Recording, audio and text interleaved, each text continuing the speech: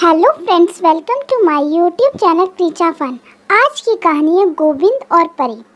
एक किसान था, उसका एक बेटा था। उसका नाम गोविंद था। वह बहुत आलसी था।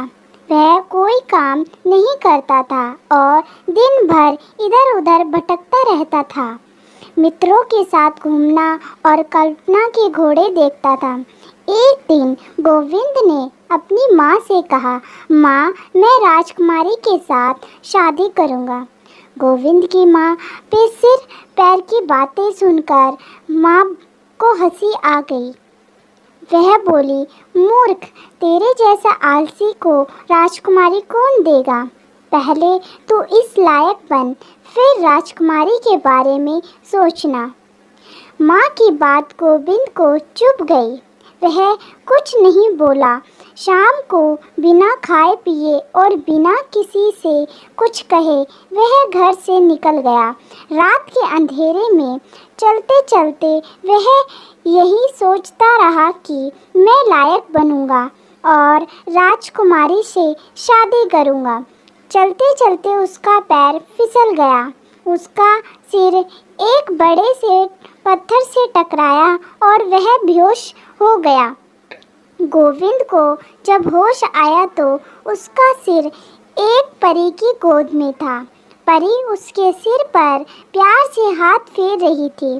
गोविंद परी को देखता ही रह गया। परी ने उससे कहा, भैया, तुम राजकुमारी से शादी करनी है तो तुम आलस छोड़ दो और मेहनत करो, तुम्हारी इच्छा जरूर पूरी होगी। इतना कहकर परी गायब हो गई। गोविंद उठा और आगे बढ़ा। चलते चलते उसने एक ऐसा स्थान देखा जहाँ उसने अपनी झोपड़ी बनाई। वहाँ के आसपास के खेतों में वह मजदूरी करने लगा। स्वयं खाना बनाता और खाता। उसने आलस छोड़ दिया। उसे एक काम करने में आनंद आने लगा। एक दिन राजा अपने काफिले के साथ शिकार करने निकला। उसके साथ राजकुमारी और रानी भी थी। जंगल में पहुंचकर राजा ने एक हिरन का पीछा किया। हिरन अपने प्राण बचाने के लिए भागने लगा। राजा ने उसके पीछे अपना घोड़ा दौड़ाया। राजा ने निशाना लगाकर तीर छोड़ा। तीर तो छूटा, पर उसके साथ राजा भी घोड़े से नीचे गिर पड़ा। एक धमाका हुआ और राजा बेहोश हो गया। पास में ही गोविंद की झोपड़ी थी। आवाज़ सुनकर वह बाहर आया। वह नीचे पड़े हुए राजा को उठाकर अपनी झोपड़ी में ले गया। उसने राजा को अपने पलंग पर सुलाया और उसे होश में लाने की कोशिश करने लगा। थोड़ी देर बाद राजा को होश आया। गोविंद ने उसे ठंडा पानी पिलाया और जो कुछ भोजन उसकी झोपड़ी में था उसे खिलाया। इसी प्रकार गोविंद ने राजा की अच्छी सेवा की। इतने में रानी, राजकुमारी और राजा का काफिला राजा की खोज करता हुआ गोविंद की झोपड़ी में पहुंचा। राजा को सुरक्षित देखकर सभी को खुशी हुई। गोविंद ने पूरी हकीकत कह सुनाई।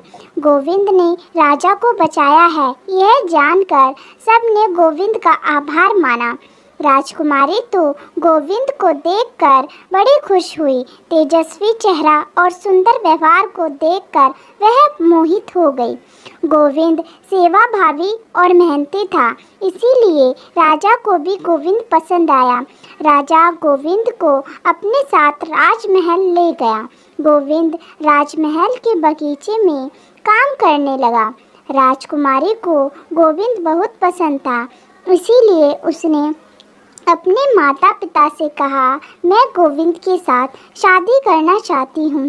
राजा और रानी ने राजकुमारी को शादी के लिए अनुमति दे दी। कुछ समय के बाद राजकुमारी की गोविंद के साथ धूमधाम से शादी हो गई। अब गोविंद को अपने माता पिता की याद आई। वह राजकुमारी के साथ रथ में बैठकर अपने घर गया।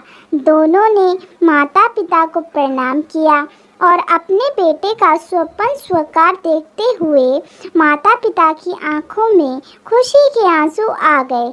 माँ ने गोविंद से कहा, देखा ना बेटा, मेहनत का फल कितना मीठा होता है।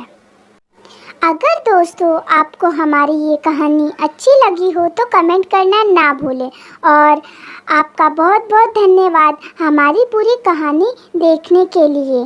अगर आपको हमारी कहानी अच्छी लगी हो तो हमारे चैनल को लाइक करें, सब्सक्राइब करें एंड शेयर करें। फिर मिलते हैं आपको एक और नई कहानी के लिए। तब तक राधे राधे।